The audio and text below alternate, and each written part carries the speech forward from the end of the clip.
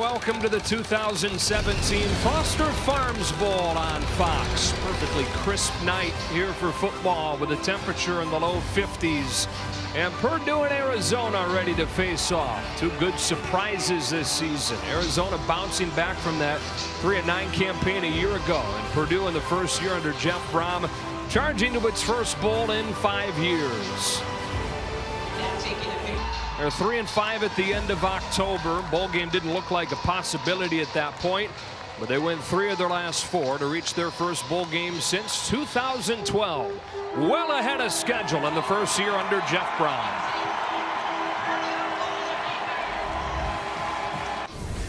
We have got to bring the thump. Okay? So when I say bring the thump, I want to bring the thump from play one to the very end. And we talk about finishing, but I want to bring it to them. We are the aggressor. You hold nothing back. Everybody's in it. Everybody plays together. Everybody plays to the end, and we bring the thump. That's right.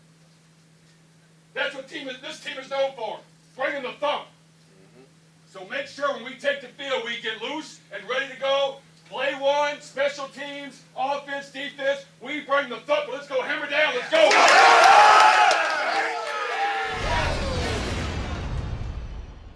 And Bruce, that main course tonight of Arizona's offense against Purdue's defense comes up first. Purdue won the toss and deferred to the second half. So Spencer Evans sends it away, and off we go on the Foster Farms Bowl. It's a line drive kick taken by Tyrell Johnson. Johnson cut down shy of the 20 with a special teams tackle from Antonio Blackman. And Arizona's offense, which averages more than 300 rushing yards per game, more than 40 points per game, gets ready for its first series with Khalil Tate at quarterback. It all surrounds Khalil Tate. I mean, he's really the engine that makes this offense go. You heard Bruce Feldman talk about it a minute ago as far as his preparation for this game, thinking that they're going to play him similar to Lamar Jackson, and then they will. But I think the difference is Khalil Tate's a much more physical runner when you see him get into the open field. He starts with Nick Wilson behind him at running back. And they hand it off to the motion man, Shun Brown. And Shun Brown with a pickup of 7 or 8. Bryce Wolma with a nice block out in front. Wolma, one of the tight ends that Arizona's using. And it's one of the differences in previous years, Joe. You didn't see them throw to their tight ends as much. Wolma's got 28 receptions so far in the season. That's kind of rare, at least in the last few years for Arizona. Back-to-back run plays. Wilson hit at the line of scrimmage and toppled by Marcus Bailey, and an early 3rd down for the Wildcats. Marcus Bailey, along with the rest of the linebacker group for Purdue, have been phenomenal this year. They asked Marcus Bailey to do a bunch of different things. He'll be split out, covering a slot wide receiver at times, sometimes rushing, but he's been the best rushing off the edge. Leads the team in sacks. This is your typical Arizona team in that they move fast. Right back on the ball for a 3rd and 2.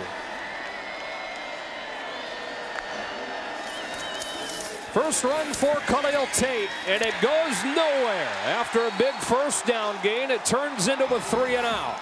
Jacob Thieneman, the junior safety, comes up with a tackle. Thieneman, number 41. He's in charge of getting the entire defense lined up, and he sniffed us out right away, but really it's all the bodies around the line of scrimmage for Purdue. If you look at the last 4 games for Arizona, they went 1-3 in those games.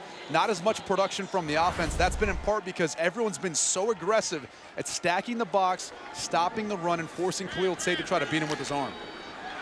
3 run plays on that first series. The punt team comes out. It has been a revolving door for Purdue as far as the punter goes this year.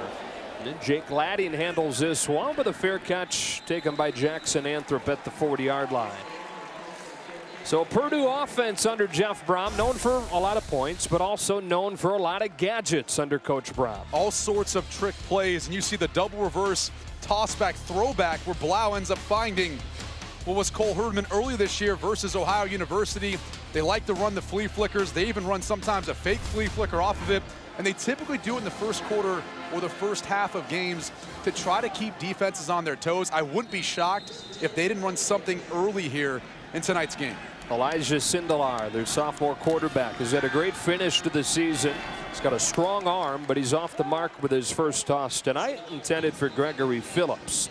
His 8th start of the year, split time with David Blau over the first 2 months before Blau's season-ending injury in early November. But the numbers, especially since Blau went down and he's not looking over his shoulder anymore, really good. There's 7 touchdowns and 1 pick. Back-to-back low throws out of the gate tonight, 2nd or 3rd and 10. You always have that gap in between when you play your last game, which was for Purdue versus Indiana, and then that bowl game. And even though you practice a bunch and Purdue only utilized 12 of the 15 practices they're allotted, it still takes you a little bit to get back into the flow of playing in games and dealing with that adrenaline rush.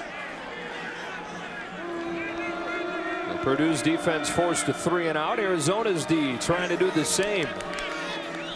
Bright future for this Arizona defense. 5 freshman starters on it. They drop 8 into coverage on 3rd and 10, and Sindelar finds Gregory Phillips for a Purdue first down. Pushed out of bounds inside Arizona territory on a gain of 17. It's all about the eyes and the vision. As Sindelar goes back, he waits for Phillips to get into the window and delivers downfield. This has been the biggest difference in this offense since Sindelar's taken over. They stretch the field more, the downfield passing game. They look to throw it again. It's Phillips again. Breaks a tackle at Jace Whitaker and fights his way for another first down. The 5th-year senior out of Atlanta, Georgia, playing his final game at Purdue. One of the captains of the offense with back-to-back catches. And another throw on first down. They started this series doing that. They did it right there. That's been a difference too, is throwing the football more on first down, helping Sindelar get into a rhythm earlier in games. Markell Jones, first run. He gets a yard. 2nd and 9. Sometimes you get a little bit easier coverage to utilize those one-on-one matchups on the outside. And it's been one of the differences. Talk with head coach Jeff Brohm about getting Sindelar into a flow early in games and just finding some of those easy completions and then building to take shots downfield to a guy like Anthony Mahungu, who's really come on the last 3 weeks since Sindelar's taken over. 21 in black to the top of your screen. Defender right now by Jace Whitaker. Looking in his direction, and instead of going over the top, they throw the speed out. He makes a miss. He takes it to the end zone for the Purdue touchdown. The Boilermakers waste no time jumping in front here in the Foster Farms Bowl. And this is all about timing and rhythm. Sindelar plants his back foot, the ball's out to the outside, and Mahungu makes a miss in the open field. That's in part because this Arizona secondary plays so soft on the outside. It allows that cushion, and you look at a wide receiver like Anthony Mahungu, who's 6'3", 210 pounds. He's physical enough to beat a defender and get in the end zone. Mahungu has really come on over the last month and a half of this season or so. There was a time where it looked like he was going to lose his job. Started losing reps. But he took off with a new opportunity because of injury in October and then into November. And he's got a touchdown on Purdue's first drive of this one from Sindelar, who's settled in after a couple of misfires to start the game.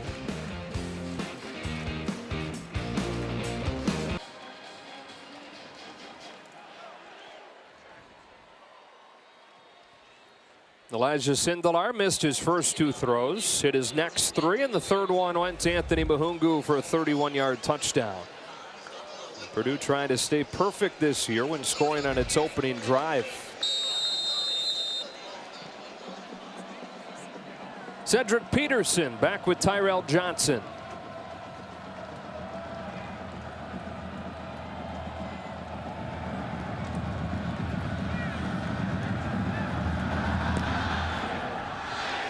Short kick. It's Peterson. Peterson with a nice run back in Santa Clara, where Purdue has a 7-0 lead, and it's defense. Most improved defense in the country, holding teams under 20 points per game this year after they gave up close to 40 per game last year. Has forced back-to-back 3-and-outs to open the night. Arizona giving it another try. Khalil Tate off play action is flushed out of the pocket by Antoine Miles. Throws across his body and finds Sean Brown for a first down in Purdue territory. You hear all about him as a runner. He is underrated as a thrower. And this is where Khalil Tate is special. Watch him as he releases down. He's going to eventually keep his eyes downfield. He's going to find Brown coming all the way across the field. And that's really who he looks for once the play breaks down. It's Sean Brown, who seems to always find his way to Tate. Fakes one way, goes the other. Tate trying to get outside. He's able to, getting close to a first down. Thieneman angles him out. They spot him a yard short, 2nd and 1. It's one of those design quarterback runs for Khalil Tate. There's some misdirection with it, but really it's set up for him to be more decisive. You talked to head coach Rich Rodriguez, who said that's when he's at his best, when he's got the design run where we take out some of the reads and some of those elements, and we just let him use his athletic ability. Wilson cuts it against the grain, running with a purpose for a first down to the 30. On 1st and 10 from the 31. Tate fakes it, rolls and throws to a wide open Poindexter for the Arizona touchdown. Blown coverage from Purdue, and Arizona's offense wakes up to the tune of a 31-yard touchdown. We talked about this in the open. This is what happens when you run the football effectively. Watch the eyes of the secondary. Everyone's kind of looking to see if it's going to be Khalil Tate to the outside, and instead it ends up being Poindexter running free with no one in coverage. And also, when you look at who that safety is, that's TJ Jallo. He came in for the injured Jacob Thieneman, so you got to wonder if Thieneman's in there, is that play effective? Yeah, we just talked about what he brings, is that he's kind of the guy that steadies things on the back end. Purdue back on offense. The Princeton, Kentucky native, Elijah Sindelar. He fakes to Markell Jones. Against a rusher, dumps it off. Colin Schooler closes and makes the tackle. The Pac-12 Defensive Freshman of the Year, Schooler. True freshman at Dana Point, California. And there is Jeff Brohm. In his first season after the 3 years where he won 30 games at Western Kentucky. Gregory Phillips gets blasted by Jace Whitaker.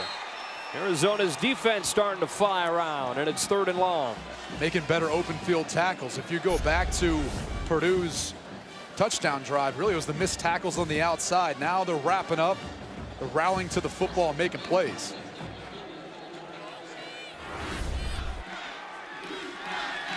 Showing pressure on 3rd and long here. And there's Purdue doing what they often do, check to the sideline after the defense shows its hand. They're bringing 5. Sindelar steps up and finds a window close to the marker to Bryson Hopkins. We'll see where they spot him as Fields and Young quickly closed on him. Looks like they're spotting him a little bit short. It's good to see Bryson Hopkins back out there. He was dealing with a back injury for a few weeks. Looks like he's going to be short, and they're going for it. Without hesitation. And they're not going to get it. Markell Jones lost a couple of yards. That defensive front coming up big. Big 4th down stop. Here comes Tyrell Johnson, breaking a couple of tackles and getting 7. Jacob Thieneman's back in the game and has the tackle. Well, and to that point, you know, the Arizona defense has struggled this year, but they're young. And I think the difference has been the turnovers they've generated, particularly interceptions, but being able to force a stop on 4th down is just as good as getting a turnover. 2nd and short. J.J. Taylor is swallowed up. Lost at least 1. 3rd down for Arizona in a 7-7 game in the closing minutes of the first.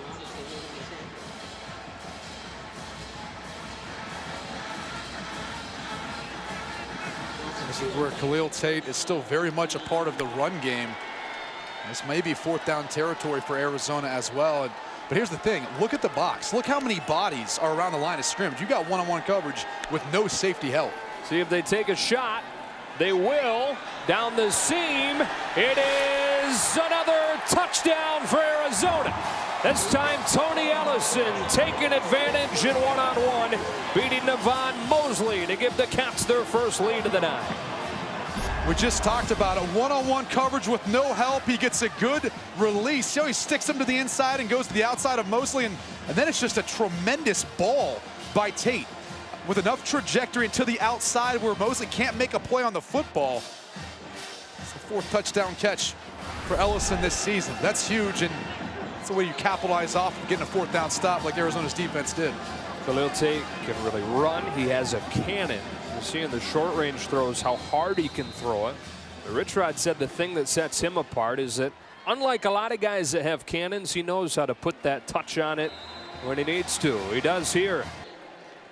And here comes Purdue's offense again, which is efficient moving the ball down the field its first time around, but not a whole lot since. Well, they got to get to running the football. I mean, they've got the size advantage up front. They're much more physical. You go back to their last game versus Indiana, Markell Jones kind of took over, had 217 yards on 31 carries, a career day for him. Got to get back and taking some of the pressure off of Elijah Sindelar. Yeah, as a team, they ran for 272 in that game. It's a little backwards from what Jeff Brohm prefers his offense to be, but if it's there, they'll take it. Cole Herdman back in the game with that sore hamstring, able to pull this one in and then cut down by Flanagan Fowles. Slow getting up. He's right here, and he's going to release through, and watch the eyes of the linebackers. See how they get sucked up on the play action fake, and they're in behind. It's Herdman for the big catch. It's always the toughest part, though. Those throws across the middle. You got the safeties just kind of sitting there flat-footed. A lot of times they're coming up to make those tackles, and they go low because, look, you can't go high. You get called for targeting. So then you go low, and all of a sudden it ends up hurting a player where you're taking out his knees. Kind of can't win. 29th consecutive game with a catch. Cole Herdman. First down at 10 from the 40. Sindelar to the sideline. That's pulled in. And a gain of 5 by Gregory Phillips. Second down. Getting a little chippy out there. DJ Knox and Tony Fields were kind of battling. Excuse me. It's Markell Jones, but that's what happens. A lot of times you spend a bowl week in the same area for a number of days. Kind of cross paths, see each other. Sometimes there's a little bit of talking going on back and forth. Faking the toss and throwing to Jackson Anthrop, who slipped one man and got a couple of yards. Third down. And here's kind of a little back and forth. That's what happens, though. You go to a bunch of events together, you're hanging out. Maybe there's some free time where you cross paths, and don't get it twisted. There's some trash talking going on. Start getting some West Side Story stuff going. I don't know about that. Yeah. On Lombard Street, lead at the top. Jackson Anthrop's been quiet so far today. He's a guy they like to target a lot on third down. Instead, they run it, and Jones shifts his way for a first down. Markell Jones finding the hole and squirting through it for a gain of 11. Talked about that game against Indiana that Jones had. 217 yards. That almost doubled his total from the first 11 games of the year. So he dealt with a knee injury early and then needed both Tario Fuller and Richie Worship to run into some injury problems to get back into the rotation. Takes the fake on 1st and 10, and Sindelar scans the field, unloads downfield. What a catch!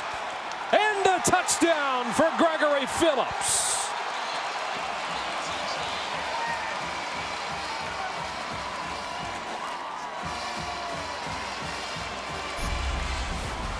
This is all Phillips working to the middle of the field. It's at Anthrop on the inside to take away the safety, and it allows the one-on-one. And really, it's going to be a question of whether or not he ended up getting in. It looks like it's clearly a catch, and as he is being pulled towards the end zone, I think he crosses the plane.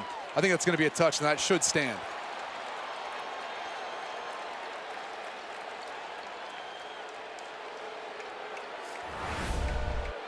What a response, though, by this Purdue offense.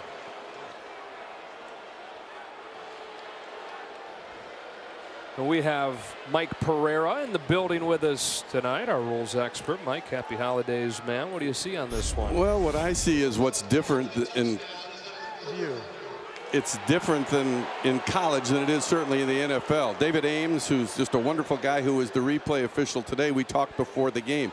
If in the process of going to the ground that you perform a second act so that you stretch out and actually break the plane, if the ball comes loose after that, it's still a catch. And in this place, in this situation, I think this stays as a touchdown. Mike, my question to you is, because everyone's trying to kind of figure out the process and really the timing of it, because it looks like he catches the football and he takes a number of steps before he really starts to be pulled to the ground by the defender. And in that case, is he really going to the ground when he makes the catch? Because it looks like to me he has possession of it technically before he's going to the ground. Yeah, and that's where you get caught up with the real difficult decision. Yeah. And is he actually going to the ground or not? You could make a case either way, which I think you would have it stand based on that alone. But if you really do, and this is the big controversy that they had last week in the NFL with Pittsburgh and Jesse James, the rule is different. Yeah. So even if David Ames says that he's going to the ground, the fact that he actually extends the ball out and the ball appears to break the plane or really close. If you take a look at the left elbow hitting the ground, is it just barely short? But I think really one thing is clear, it's a catch.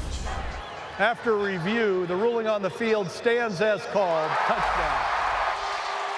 And as we always talk about, Mike, it would have to be indisputable to overturn that, at least of it being a touchdown. But clearly, as you noted, it's definitely going to be a catch. And the language that they use is beyond a shadow of a doubt. Yeah. And clearly, when you look at things, and that's where the NFL has got lost, they've lost that standard. The ruling on the field is right unless it can be proved wrong beyond a shadow of a doubt. Good job by David Ames with staying with this call. And the officials on the field to get it right in the first place. Absolutely. A great call by Joel Wetzel, the back judge. This Big 12 crew. Brady Dellinger adds the extra point. We've got a good one going in the Foster Farms Bowl. 8 consecutive completions from Elijah Sindelar. This one to Gregory Phillips. Welcome back to the 2017 Foster Farms Bowl on Fox. Entertaining first 15 minutes, locked at 14. What'd you think? It's been fun. You know, coming into this game, you got two of the best offensive minds in college football, and Rich Rodriguez and Jeff Brohm, and extended period of time to prepare. So kind of expected that there were going to be some fireworks early. And after Khalil Tate and Arizona's offense struggled on the first couple of drives, they've picked things up. He's perfect through the air so far. He takes off here and gets lassoed down by Joanne Bentley. Leading tackler, senior linebacker with a stop here. Bentley back after missing a couple games, maybe not quite 100%, but he sure looks close to it right there. Talk about on the open, the difference in this defense. It's partially been the linebacking core too. Bentley, Bailey, McCollum, all those guys have been phenomenal this year. That sets up a 3rd and 6. They bring 4. It's picked up, so Tate with time. Yeah, now we'll float it out of bounds. His first incompletion will bring the punt team onto the field. Go back to that 2nd down play on Bentley's tackle. Was there any face mask here missed? Looks like Clearly it. looks like he's grabbing and pulling him down to the ground. Biggest question would be, and that's probably for Mike Pereira, why didn't that warrant a flag, Mike? Well, I think it did. Sometimes when you see that, especially when it's in the middle of the field, you don't get a look, you don't get an angle, but we saw it on the live shot. That is enough to call a face mask foul. Planning to punt it. And Anthrop with the fair catch. Rob, that Missouri team that's won 7 in a row, Purdue went into Columbia this year and whooped them 35-3. Completely different Missouri team, though, at the end of the year. I believe they won their last 4 games in the SEC. And Drew Lock, their quarterback, he was on fire. Markell Jones, a little bit of misdirection, and then he pays the price after a yard. That was one of the days where people around the Purdue football program said, whoa, maybe we're back already under Jeff Brohm in his first season. They came down to earth some. They're 3-5 at the end of October with back-to-back losses to Rutgers and Nebraska. With a strong finish to become bowl eligible. Gregory Phillips adding to his total. He already has a season high as the long touchdown. He's got 6 here, and it's 3rd and short. This is where Purdue's really excelled this season. These 3rd and short scenarios. They were actually #1 in the Big Ten in 3rd and short. Typically, they utilize their running backs. Now they've been a little bit banged up, but with Markell Jones, and a big offensive line, that advantage versus the Arizona defensive line, you'd think that running the football here would be the wise play. And Sindelar will look to throw. Steps up in the pocket. Coverage downfield is solid. Turns his shoulders and delivers an incompletion, 4th down. Colin Schooler was chasing him, and then the coverage from Demetrius Flanagan fouls, jarred it out of Bryson Hopkins' hands. It was one-on-one on the outside, and there's a lot of grabbing and pulling and tugging going on, but at the end of the day, no one was able to get open, no flags were thrown, and couldn't end up making a catch. And it's the surprising part. I mean, this Purdue offense has been very good at running the football on 3rd and short. And backed up, kind of giving away some field position there. Snapped a string of 10 consecutive Sindelar completions. Chopper to punt. Arizona bringing it and almost getting there. They do get there with some contact, and a flag flies. Sean Brown across midfield.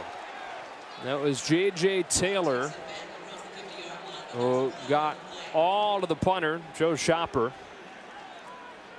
And here comes the call from Brad Van Vaart. Personal foul, roughing the kicker. Number 21 of the receiving team. That'll be 15 yards from the previous spot. Automatic first down. Key being that he gets the plant leg of Chopper, making it a personal foul, as opposed to the kicking leg, which would have made it running into the kicker, although in this situation still would have been a first down. Yeah, and the key is watch how he leaves his feet. Once he goes up in the air, it's going to be a lot harder for him to try to adjust when he comes back down and not make contact with the punter.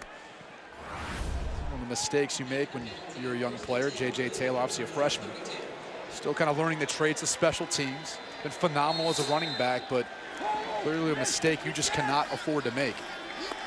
First penalty of the game is a big one. Extends the Purdue drive. First down from the 32. Markell Jones on first down for 2.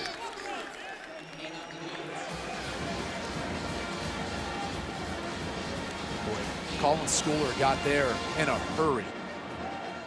Good player, huh? Oh, he's a tremendous player, already receiving so much attention. People are comparing to Scooby Wright, who was an All-American. He said, I don't necessarily deserve that praise yet, but eventually I'll take that claim.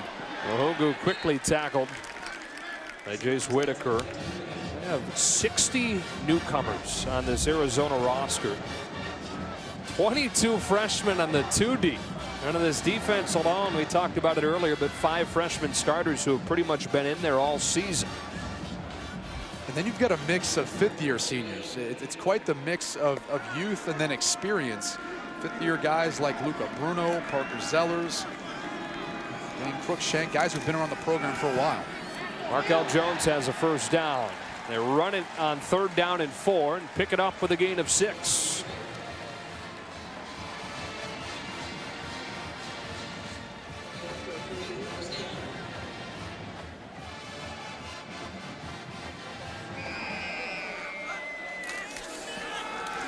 Jones again as a hold and crosses midfield. Tony Field stops him, 2nd and 4. This offensive line starting to take over now for Purdue as they pick up their tempo running the football. It's all really led by their center, Kirk Barron. He's the guy who sets everything up, IDs the middle linebacker in the blocking scheme for the O-line, helps get that initial push. Jones again gets a couple more, 3rd and short. Barron, the team captain out of Mishawaka, Indiana. This offensive line has been solid this year. Well, the key is that left tackle. They had Grant Hermans, but he went down with an injury earlier this season. Eric Swingler stepped in and did an admirable job at left tackle. But it took away an additional package where they brought in an additional tackle to play an eligible tight end. That used to be Eric Swingler, and because of the lack of depth on the offensive line, they've kind of done away with that. And typically they use it in short yardage scenarios like this. If they ride that line on 3rd and 1, they look to Jones, got hit at the line of scrimmage and didn't get it. Somebody came flying through there. Tony Fields to get credit for the stop. And 4th down and 1. This is the issue when you don't follow your blockers. In that case, they pulled Matt McCann, their right guard. Markell Jones decided to make a backside cut where he saw daylight, but there's going to be someone there who's not accounted for. I think if he would have been more patient, pressed the front side, there was a better chance that he was going to be able to make the first down. Boilermakers went for it on 4th down and 1 earlier, didn't get it. 4th down and 1 in Arizona territory, trying it again. Markell Jones again with a much different result. First down Purdue inside the 25. Over a gaping hole on the right side for 24. They utilize all sorts of different schemes. It's a pin and pull. Watch as they block down. You see Matt McCann help open up the hole on the right side, and there was no one there in the back end. Very lucky. It looked like it was Dane Cruikshank that was able to get back and make the tackle. Otherwise, Jones in the end zone. Jones on the sideline getting a rest. DJ Knox comes on. Sindelar rolls right. Throws left. Wants Hopkins. Incomplete. Cruikshank broke it up. 2nd and 10. Oh, so close. Obviously trying to set up a throwback to their tight end. Credit Dane Cruikshank.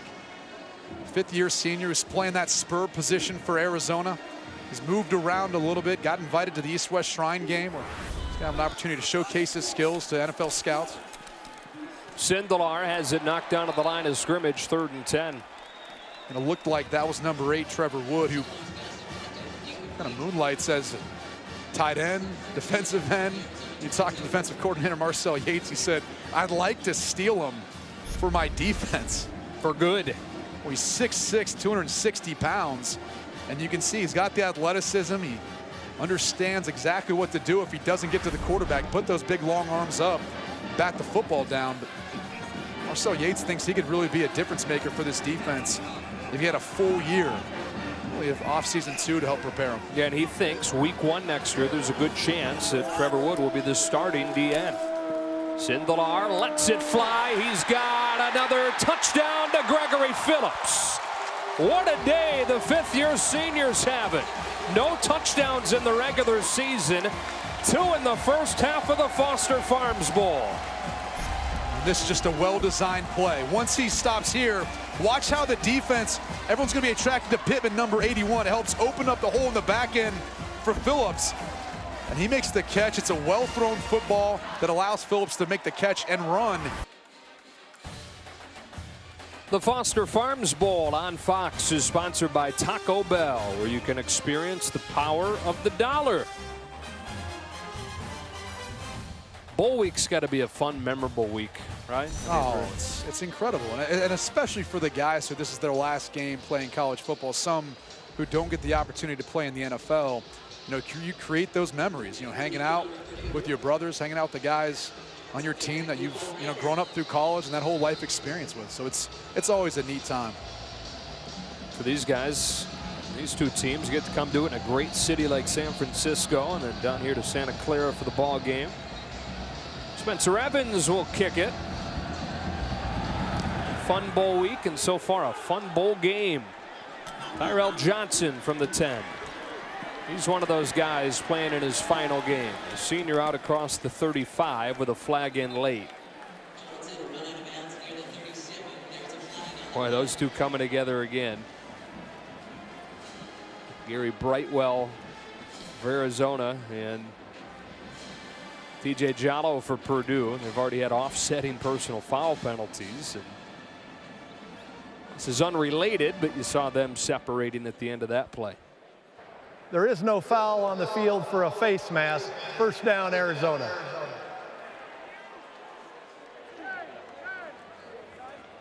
So Arizona will have it at the 38, trying to come from behind now with what Elijah Sindelar has been able to do. 14 of 20, 165 and 3 touchdowns. After a couple poor passes to begin the game, he's really found his rhythm. That's what happens when you have all this additional time to prepare. You feel confident, you throw the ball more decisive, taking advantage of those mismatches. Khalil Tate dancing around. Turning the shoulders and run out of bounds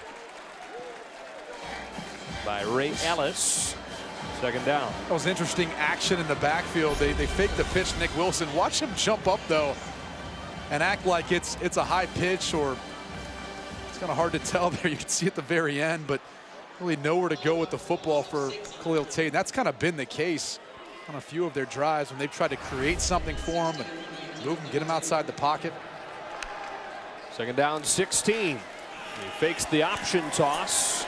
Nowhere to go to the short side of the field. Anizi Chukwu Fifth-year senior DN ushered him out, third down. You go back and look at the last 4 games of the season for Arizona. You know, teams are extremely stout on the inside, and they're forcing Khalil Tate to try to find holes to the sideline, but then they're rallying to the football. They're setting an edge, and they're not allowing him to utilize his speed to get to the outside and then turn it up.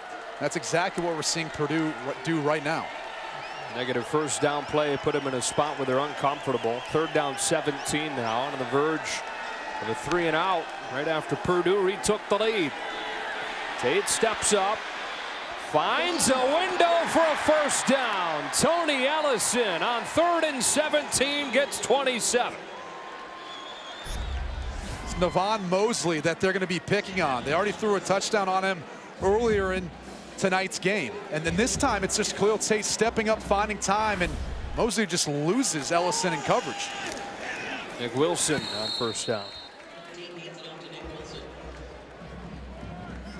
The tough part, though, for anyone who faces this Arizona offense is once things break down, Khalil Tate can hurt you in a number of ways. Obviously running the football, but he can buy time and he can find ways of fitting throws into windows. I think a lot of D coordinators will tell you they'd much rather face a stationary guy, even if he has a chance to pick you apart.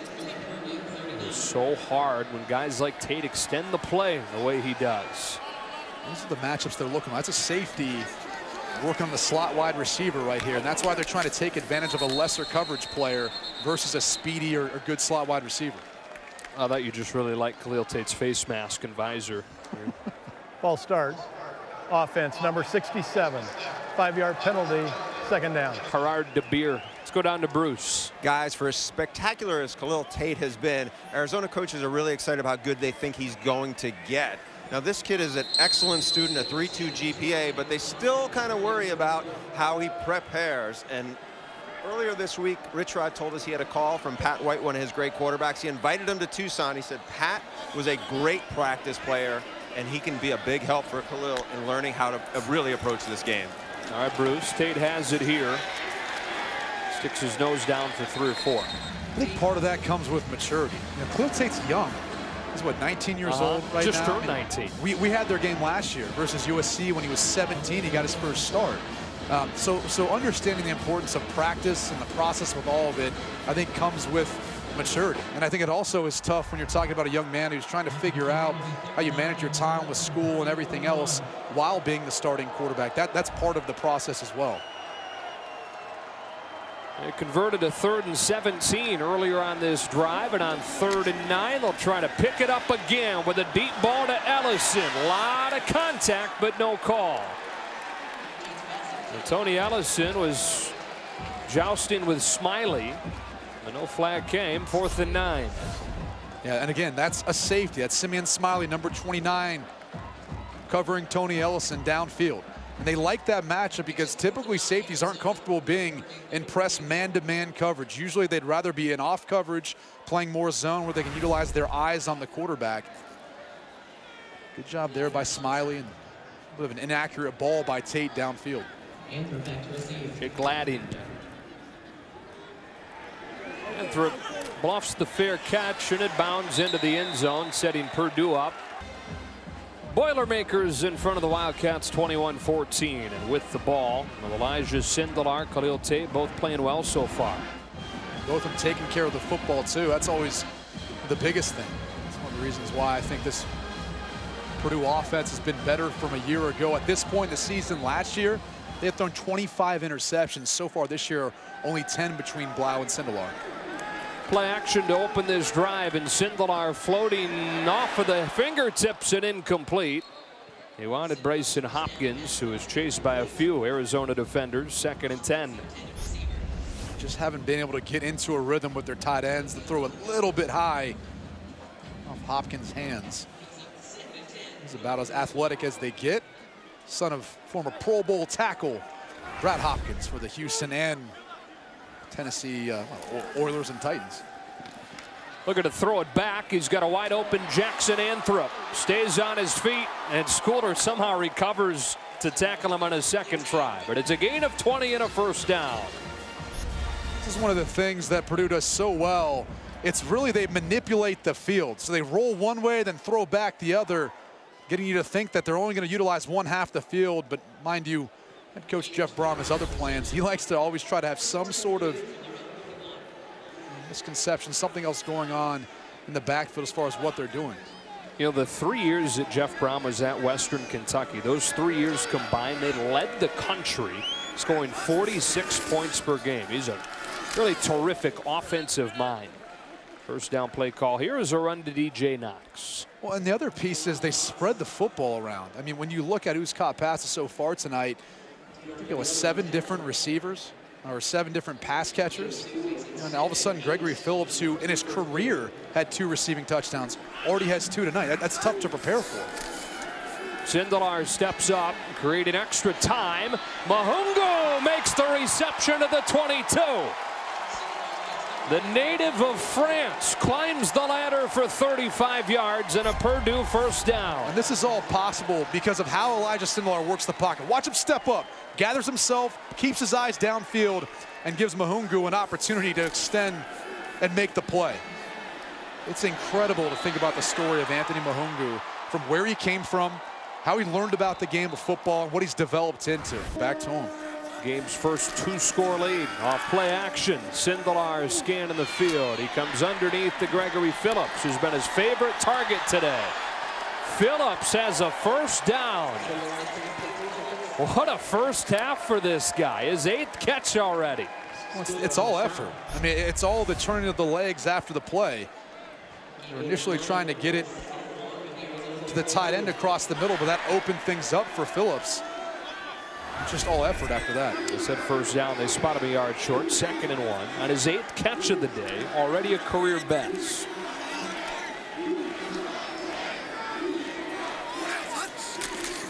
DJ Knox cuts it back. He's in for the Purdue touchdown. Everybody getting involved. Knox in from 13. Well, Arizona gambled and they lost, and wisely Knox sees the backside cut. You're going to see the corner blitz, and he doesn't keep contained. And that's the risk that you run when you decide to bring a blitz. Those guys have to hug tighter to the line of scrimmage to not allow the gap in the defense. Good vision by Knox. For only his 2nd touchdown of the season. Arizona had taken a 14-7 lead in this game. Purdue has ripped off 3 consecutive scores and already topping its season average for points in a game.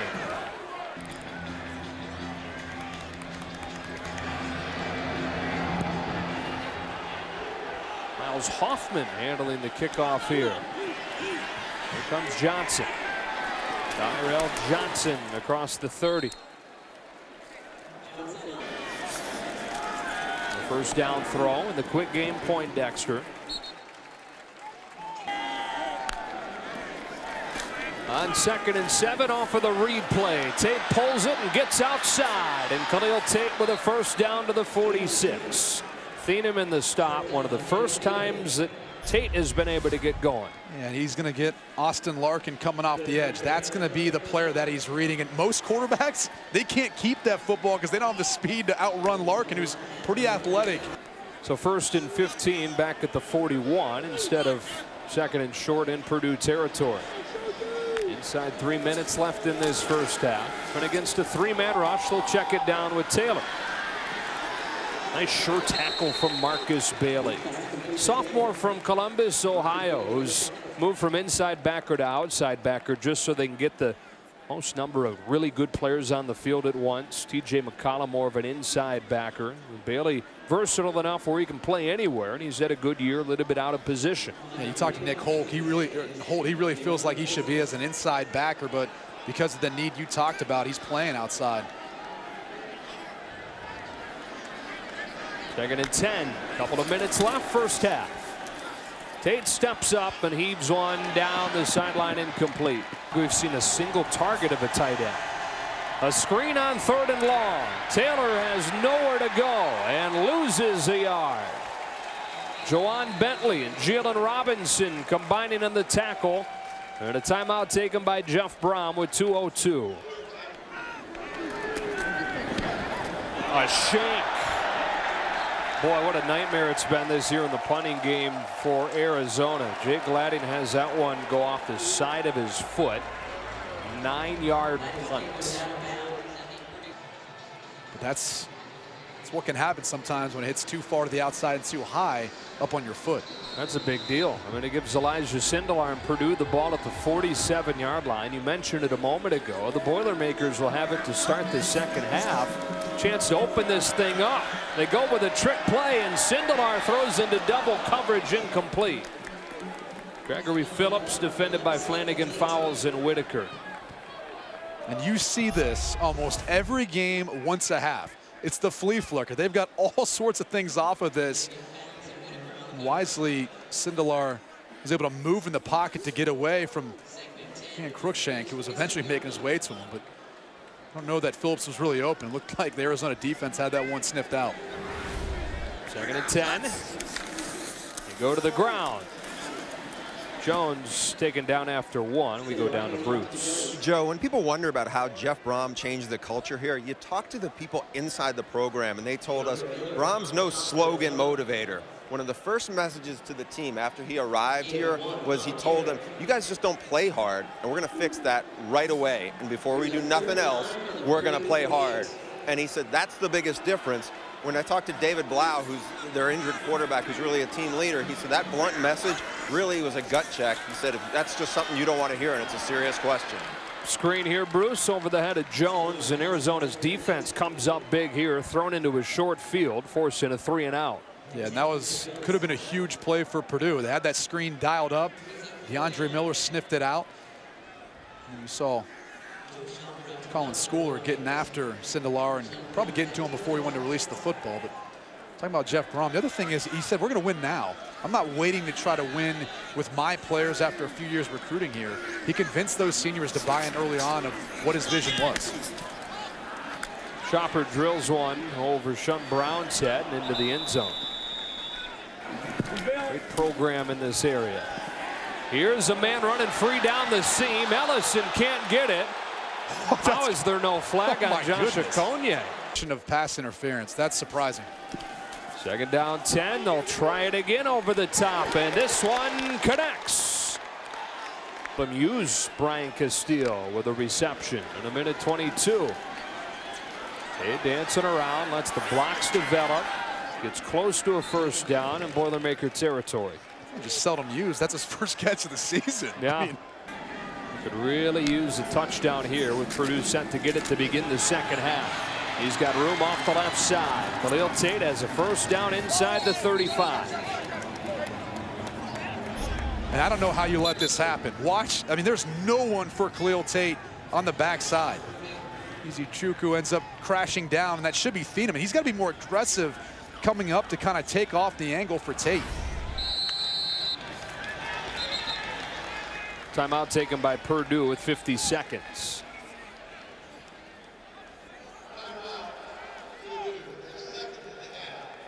Coming up at the half, stay tuned. Rob Stone, Dave Wannstedt, Matt Leinart, Robert Smith, whole gang together for the State Farm halftime show.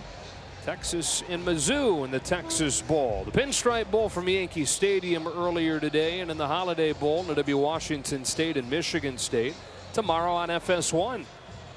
All those stories and more coming up in just a few moments. You know, in the previous play, the ball came out at the end. Some of the Purdue players were shouting that they should have it. And Tate's not down. He's obviously on top of his own player. Haven't seen an elbow or knee or. Wow. After a review, the runner was not down prior to the ball coming loose. It'll be 1st down Purdue at the 32-yard line. Please reset the game clock to 56 seconds. 56 seconds. So Devon Mosley just takes it away from Khalil Tate. And then there's the dance by Mosley. They could be in trouble here if Purdue can put together a scoring drive. I'll be curious to see how aggressive they are. Only because, again, they get the ball come out of half. Right. And it looks like they're bringing it into formation that would lead you to think they're just going to kneel on it.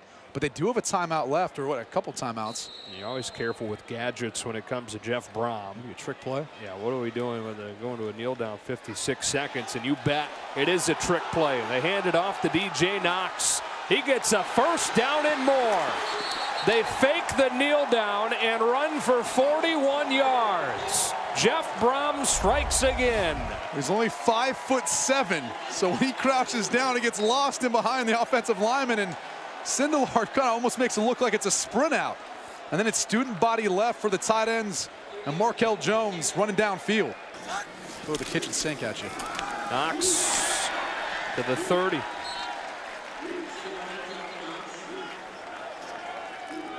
This is where you have 2 plays called. So you get up, run the football. You've already got the next one. You don't have to worry about communicating because you just had the timeout to be able to call 2 plays in the huddle. On 2nd and 2, they run it again. Knox has a first down. Still got a timeout, though. Still got everything in the playbook if you want it. First down from the 27-yard line. Sindelar confidently steps up. Dumps it off for DJ Knox. First down inside the 15. First down and 10. They do run it. And Markell Jones is inside the 10. They will use that final timeout now. Mike Pereira. Right here. They're the 2 guys typically they like because of their size and their ability to make the tough catches and use their body. So perhaps one last look at the end zone. Sindelar for Mahungu. Can't hang on. Whitaker was able to jar it out of there. And they will bring the field goal team out. And this is a heck of a play by Jace Whitaker. Look at the cushion. So it allows Mahunga, once he gets to the inside, the ball's a little bit behind. See how it forces Mahunga to slow down? If it's to the back end line, I don't know that Whitaker can make this play, and he does just enough to grab the right arm and face mask of Mahunga, but nonetheless, break it up. So they'll settle for a field goal attempt from Spencer Evans. They basically rotate the kicking duties back and forth between Evans and Dellinger. It's Evans' turn. He comes on and finishes the first half with a field goal. And finishes the highest scoring first half in Foster Farms Bowl history. 45 combined between the teams. Get locked in, all right? Our goal is to play more intense than the other team. That's what our goal is. I don't care about the score. We play more intense at every position. So if you step on the field, you better bring your intensity. Because that's how you win football games. That's what this team takes pride in, is bringing intensity. Make sure we do the small things, nothing stupid, take care of the ball, no dumb penalties, play in between the whistles, and we bring the thump. You understand me? Everybody brings the thump. So when you take the field, you better get ready to bring the thump. Let's go. Starts the second half with a toss to Gregory Phillips, who has 9 catches already and a minimal gain.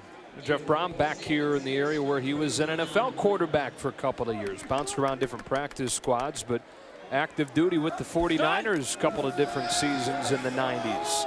That's the first down toss to Mahungu, who takes it to the 44 in that first half. But there's no question Purdue ready to play, and as Jeff Brohm was saying, bringing the thump over the first half of this game. Toss to DJ Knox, gain of 2. Of course they want to win this one and try to go out in the right way. Sindelar zips one for a first down to Bryson Hopkins in Arizona territory. Sindelar 275 yards trying to add to it. To the sideline he goes. And another completion to Gregory Phillips. It's a little bit chippy. He's been working on Jace Whitaker all evening. Got 10 catches. Came into the game with 30 on the season. It's incredible. Between running and passing the football on first down, it's been a lot more passing. Sindelar with his first incompletion, and it was almost an interception for Whitaker. On 2nd and 10, first run of the second half. Solid gain for Markell Jones. Brought in the linebackers at times. Purdue's running a lot of 7-man protections. So bringing pressure here, throws off his back foot, and it's almost picked off by Crookshank. But Fields was a free rusher, and it sets up for 4th and 6. And they were looking for a quick answer. And that's the problem. When you start bringing pressure like this and you've got a free runner as a quarterback, you're thinking that he's going to continue on in his route, coming to the inside. He's not going to break back out because you don't have time to set your feet and get the ball to him. A long one coming here for J.D. Dellinger, whose career long is 42. This is from 45. Spencer Evans, a much bigger leg, but it's Dellinger's turn. Not close. And a big stop for Arizona on its first defensive possession of the second half. But a missed field goal, and the Wildcats take over the 28-yard line. Started the second half with a Khalil Tate run. His stiff arm doesn't get him much. Against pressure on 2nd and 8, Tate evades the rusher, rolls to his right, and stumbles. It's through the air. 3rd down and 7. Purdue rushes 4. Tate with time, but tight coverage downfield. Here he is trying to make a play. A flag flies as Poindexter goes up and makes the catch.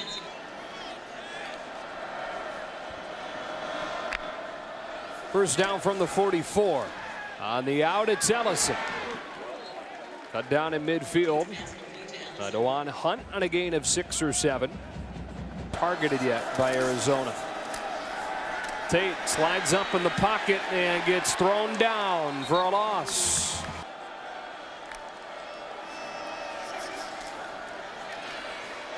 Tate taking a deep shot. Tyrell Johnson incomplete, but a flag. Defended by Navon Mosley, and the flag came flying in. This would be second Purdue penalty of the drive, first one accepted. And they were both pretty physical down the field. This has been the matchup that Arizona's been trying to work the entire game, working on Mosley and Smiley.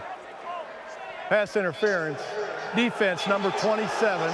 15 yards from the previous spot, automatic first down. Officially the first call of the game against Purdue. Let's take another look. It's the handout, and he's looking back to try to find the football. I don't think Mosley ever saw it, and actually gets his hand on the ball. There wasn't a ton of contact to me. Mike Pereira, what do you think? I think he did the right thing by getting his head around and making a legitimate play on the ball with inside position. I just don't see from what we have seen that was interference at all. Straight up the middle they go with Nick Wilson. And before you asked, Mike, I knew that he either didn't like the call or he had something that tasted really bad just by looking at him over there. The look on his face. But Mosley does a good job. I mean, you see how he disrupts the pass, but to Mike's point, he turns back and locates the football. And clearly Jeff Brohm is irate, and I tend to agree with him. Second down and short. Tate's got it. Juwan Bentley's got him. The flag comes in. 325 per game, held to 91 on the ground so far. Tate to throw, open man, Tony Ellison. Touchdown Arizona. His second of the game, this one from 40. Able to march it down the field to open the second half, settled for a field goal, which was missed. 11th catch of the game for Gregory Phillips. Step by Lorenzo Burns. 2nd and 6. 3 catches, no touchdowns. Tonight, 11 catches, 2 touchdowns. It's a really good night. DJ Knox has first down yardage. One of the reasons why they're trying to target him so much. Sindelar attacks the middle of the field again, but Mahungu can't pull it off with the deck. 2nd and 10. He's getting all the time in the world, and when they do decide to blitz, he's getting the ball out quick. He's got one-on-one with Mahungu to the top, goes in that direction off his hands, and it's picked off. Scotty Young, his first career interception. If Arizona doesn't take a shot at some point early in this drive. How about a trick play on the first play? Tyrell Johnson trying to get around Marcus Bailey, who stayed home and shut it down on the loss of 1. I can't begin to tell you how good Marcus Bailey has played this year. I mean, they've asked him to do so much. They put him out in space. Let's take a look, though, as it looked like he might have grabbed the face mask. That's a couple of times tonight, but Mike Pereira is saying no. Helmet. If it's on the side of the helmet like that, doesn't grasp an opening, then it's not a foul. Here's Tate. Exploding and sticking the shoulder down into the secondary. They spot him right at the marker. 12 and a half time. He needed to let the game come to him a little bit more. Taylor with the gain of 1. It was way back week 1 when they saw Lamar Jackson.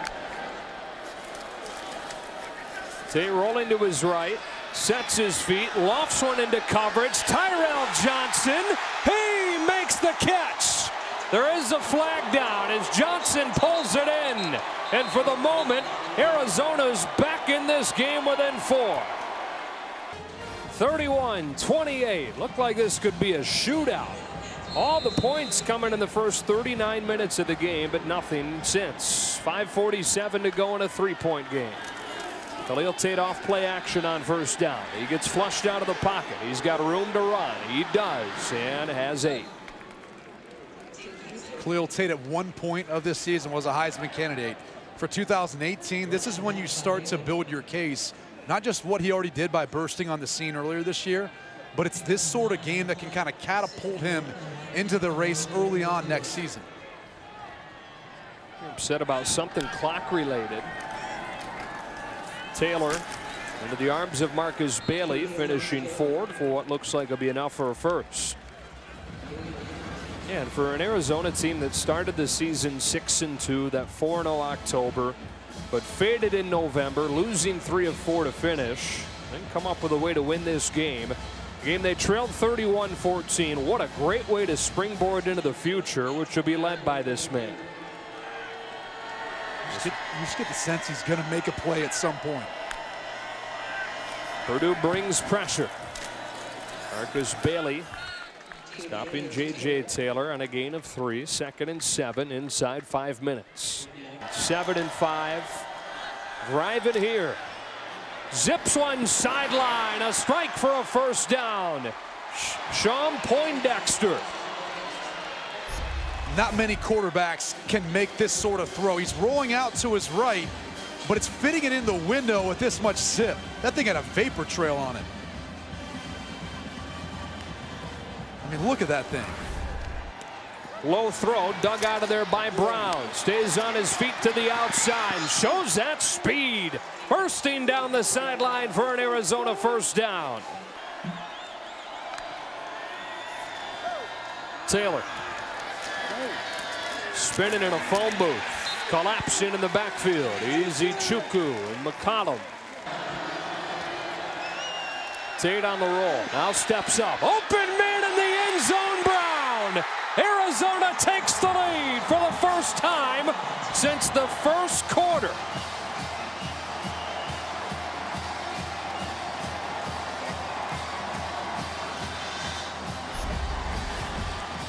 And it all starts with the protection.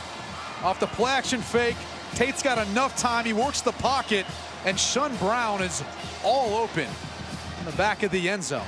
And this is what happens when you kind of start to half roll to the right. It gets the defense to think you're only going to throw to that portion of the field.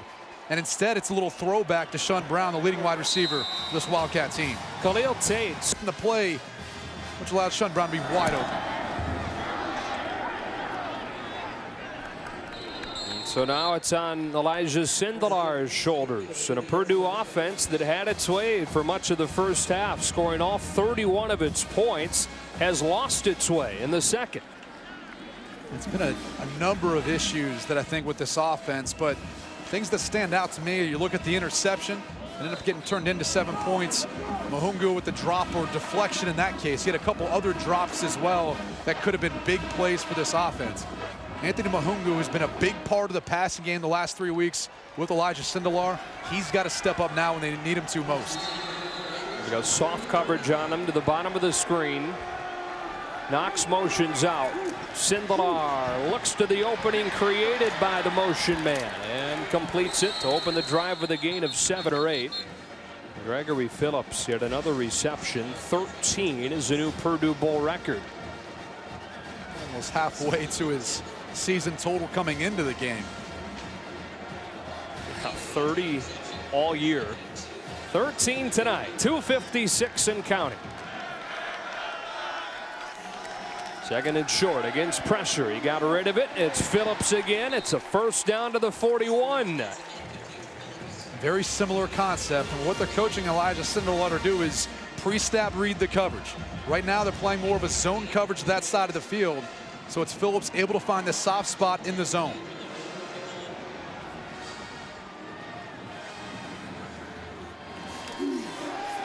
Sindelar steps up, zips one into coverage, and it's broken up by Jace Whitaker, or the defense on Mahungu. Second down. In that Arizona defensive backfield. Underneath, broken up by Dane Cruikshank. Throw for Bryson Hopkins, the tight end, but Cruikshank sticks his arm in and makes it 3rd and 10.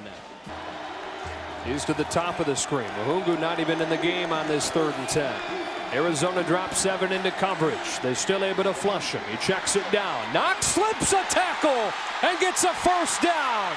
DJ Knox, one of the biggest plays of the night for the Boilermakers. Breaking a tackle and running for 22. Well, he wanted Gregory Phillips, who's going to hook up in that hole, but once Elijah Sindelar has to move, he has to go to his outlet in DJ Knox, and Knox has the ability in open space to break a tackle and get more. First down at the 38-yard line. Pressure coming. Sindelar retreats, throws, incomplete. Off of Trevor Wood's hands. The defensive end had dropped into coverage, and the converted tight end didn't feel anything like one there. Arizona brings a pressure, and it's going to be Wood who drops back out. Sindelar was waiting for the tight end to get across. He never saw the dropper. This could have been a disaster for Purdue. And for Arizona, would think that Wood, as long as he played tight end, would be able to catch that. Maybe that's why he's a defensive end now. 2nd and 10. It's snapped by Sindelar. He picks it up off a bounce and completes it to Mahungu. That's as remarkable of a 1-yard completion as you'll ever see. And this could have been another disaster for Purdue. You know, at times this season, I've seen Kirk Barron snap the football with a little bit of zip, maybe too hard or too much, but he's usually pretty accurate with it. 3rd down, 10.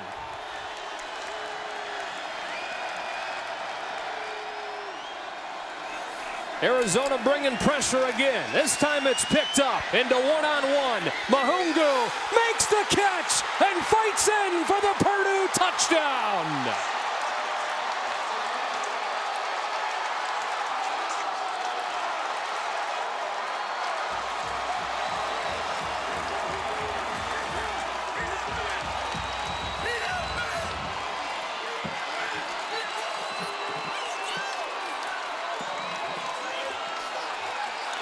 Absolutely unbelievable. And we talked about it at the beginning of the drive. Someone had to step up and make a play. It's been Anthony Mahungu at the end of the season for Purdue. And once again, he comes up clutch for the Boilermakers. The go-ahead touchdown with 1:44 to go, snapping 21 in a row for Arizona. The Boilermakers back in front.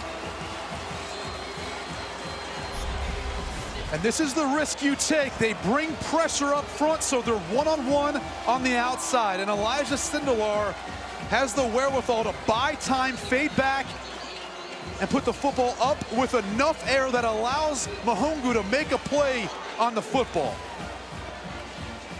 And you're talking about 6'3", working on 5'10". He's got the advantage, and he utilizes it for the touchdown. And the senior out of Paris, France, who started playing football when he was 13 after he first read about football in a comic book, and then fell in love with the game watching the Super Bowl, Bears and Colts, late at night one night. Ordered a copy of Madden, started reading all he could about football, quickly developed a dream of playing college football, and somehow found a route to do that out of Paris, France. Perhaps the crowning achievement of his career here in his final collegiate game. The go-ahead touchdown with 1:44 left. Still though, 1:44 left for Khalil Tate and the Arizona offense with 2 timeouts. This is how legends are made in this sort of scenario. Under 2 minutes, the fourth quarter where the game's on the line, and you have to drive your team down and try to find a way to get a win. High kick. Tyrell Johnson, another senior, trying to cap his career with a big moment. Hits the sideline and explodes across the 30. Well, Tate has not had a huge night running the football, but through the air, very efficient, very productive. Those 5 touchdowns, a Foster Farms Bowl record, and another drive to try and add to those totals here.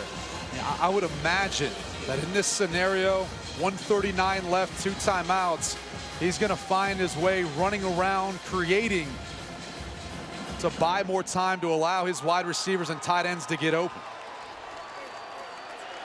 Number 3 rushing offense in the country, limited to 128. But 302 through the air. And an opportunity here with 1:39 left to play for the 19-year-old sophomore Khalil Tate. Starts the drive with a play action pass. Sets his feet, looks against the grain, and throws it out of bounds. Second down. He hesitated. Can't hesitate, especially at this point in the game. You got to pull the trigger. He had Shun Brown on the sideline open, but he waited a little bit too long and allowed the coverage to sink underneath of him and take away the easy throw to the sideline.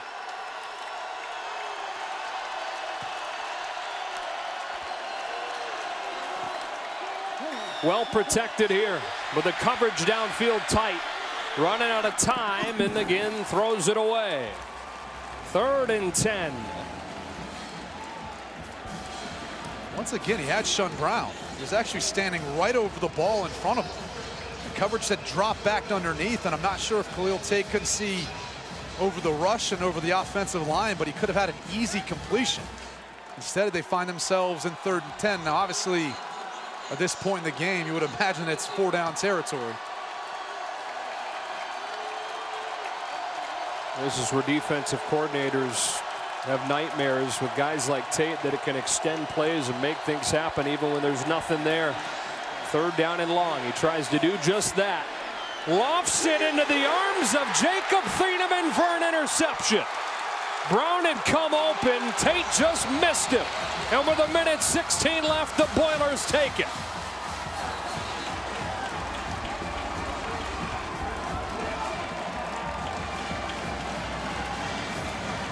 Khalil Tate has been phenomenal all night until this point. It's going to be Thieneman. He's got eyes on Khalil Tate the entire way, playing the deep middle of the field safety. And as he moves outside the pocket, he does exactly what he's coached to do. Shadow the quarterback and make a play on the football. And this is just a poor throw by Khalil Tate. We haven't really seen him make a throw like that tonight. Maybe overthrew another deeper shot, but for the most part, he's been pretty accurate. Well, he maybe was thinking Brown was going to keep running, and Brown throttled down. 1:16, a 1st down would seal it. Arizona can stop the clock twice. Problem being is they're not going to have great field position or a lot of time. No, even if they do get it. Knox bounces off the line of scrimmage, and this could seal the deal. 1st down into Arizona territory. But then a flag flies afterwards. And it looked like he was taunting it. And even though it was to his sideline, he's got to remember that there's a defender right there. And you just can't do that.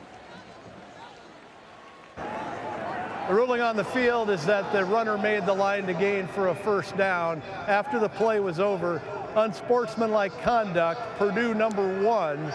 That'll be a 15-yard penalty. That's #1's first unsportsmanlike foul of the game. I mean, first off, a tremendous play by DJ Knox to be able to reverse field. And not only pick up the 1st down, but think about staying inbounds. At the end of the play, you can see clearly he was talking to the true freshman Troy Young, #11. And that's what draws the unsportsmanlike conduct. Out of the half, it'll be 30 seconds in length. So they use the timeout now with the clock started as soon as the ball is spotted. 1:07, and they can only stop it once.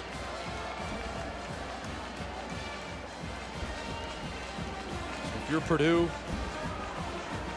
you gotta feel pretty good about what you've been able to accomplish this season. More than double their win total from a year ago. And Jeff Brohm's first year as head coach.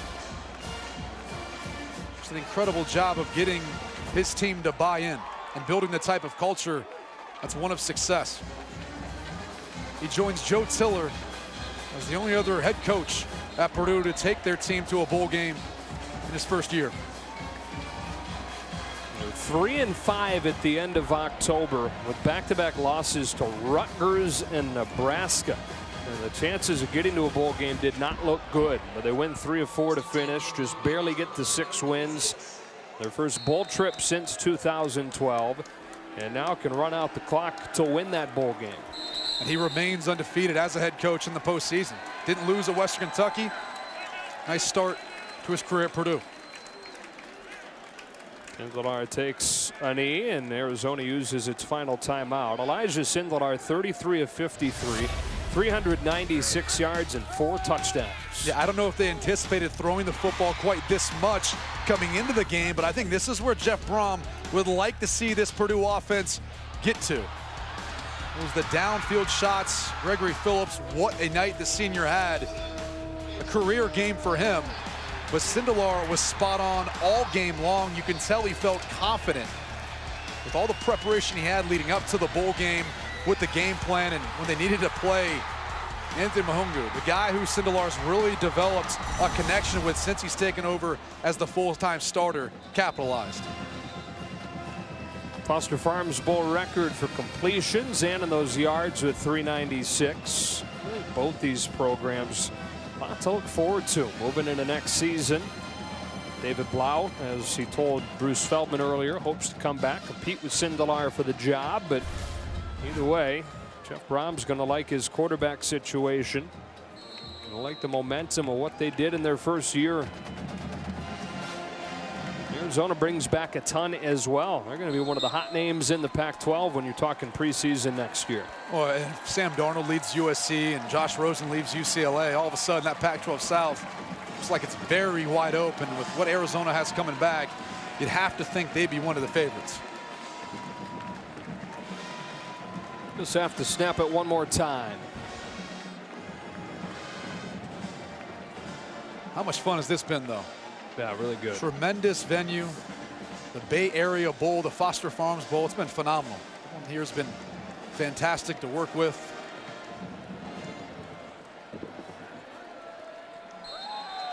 And so that'll do it.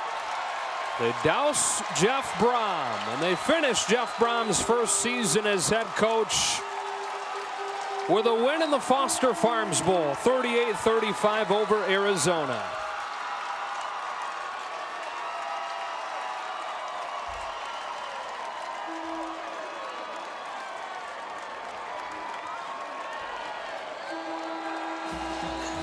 Elijah, huge game tonight. You guys seemed to get into a rhythm, and then all of a sudden they came roaring back. What was the difference today on that drive at the end? Well, we knew we had to score. I mean, we were down by 3. We didn't get a chance to, get what we wanted, and so at the, we knew that was the last chance we had. We had to score. If we didn't, we were going to lose, and so this team has fought the whole year, and I couldn't be more proud of these teammates. Anthony Mahungu has an amazing personal story. First heard about football in a comic book back in Paris, France, and then he comes up with a game-winning touchdown. He's now getting x-rayed, so he doesn't even really get a chance to enjoy this with you guys. What do you say about his performance tonight? I couldn't be happier for him. He's one of my good friends. It's been such a privilege playing with him. What a blessing to him. I can't wait to go see him, make sure he's okay, but he's been a phenomenal player, and we couldn't be more happy to have him. Thanks, Elijah. Joe, back to you. Heck of a first season, the way you guys finished out. What is going through your mind on that last drive to come back and win this game? Well, it's a testament to our team. I think that they worked hard all year. They deserve this victory. They deserve the bowl win. And when they were able to come back and get a lead, our team hung tough. We played to the end. We finished it off like we talked about. So true testament to these players, these seniors that have been great leaders, and couldn't be prouder for our team and our fans. For you in the first season here, obviously you had success at Western Kentucky. What is different about this bunch, something you found out about this group over the course of this year? Well, I think the game of football is a game, and I think you have to make it fun for your players to play in. You got to make it fun to coach, and you got to make it fun for your fans to watch.